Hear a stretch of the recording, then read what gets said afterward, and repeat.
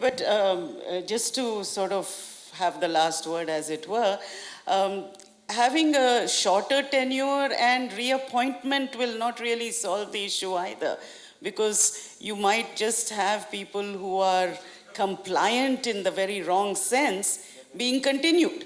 So that is not the solution either. So we really need to get some other out of the box kind of thinking and ensure that people who have good professional interest in the sector also have an opportunity of working as regulators, and then will probably be able to get back to the sector again. But without that poacher and the poached conundrum that we normally get into. Yes.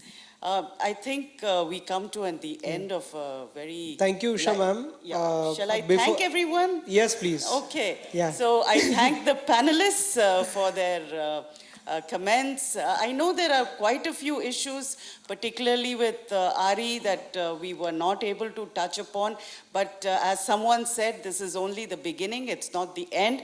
So I'm sure we'll be able to we'll have the opportunity of writing to the organizers some of the issues that perhaps we missed. I know one, which is solar PV and net metering. This is something that has a huge potential, but we did not touch upon some of these issues. So we'll be able to take them up and convey it to the organizers, and hopefully that would be put together and sent to the parliamentary committee. So thank you, panelists, and thank you for a lively participation.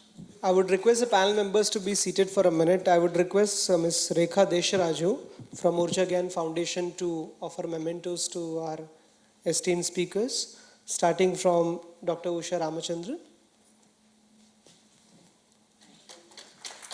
Mr. Balwant Joshi, Dr. R.R. Sonde, Mr. Ramanuja Kumar,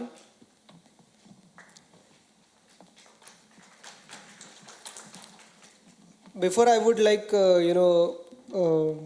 Mr. D. Radhakrishnan to take over for a formal vote of thank, I would request all of you that since all of your communication details are with us, we'll send you all the possible coverage of this event through various YouTube links and the social media coverage.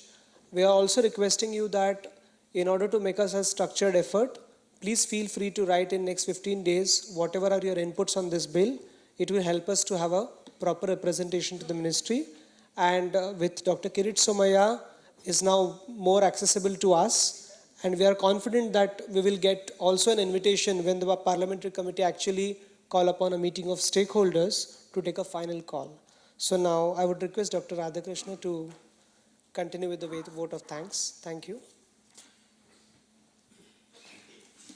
Ladies and gentlemen, I really thank you everyone who have traveled far distance places like Kanpur, Lucknow, Bangalore, Hyderabad, Chennai to attend this conference. Probably the idea struck us in just 10 days back, and and the time given was only 20 days. So today was the 20th day for parliamentary committee's comments. So I thought whatever the comments are there, we will prepare today and send to the parliamentary committee by Monday morning.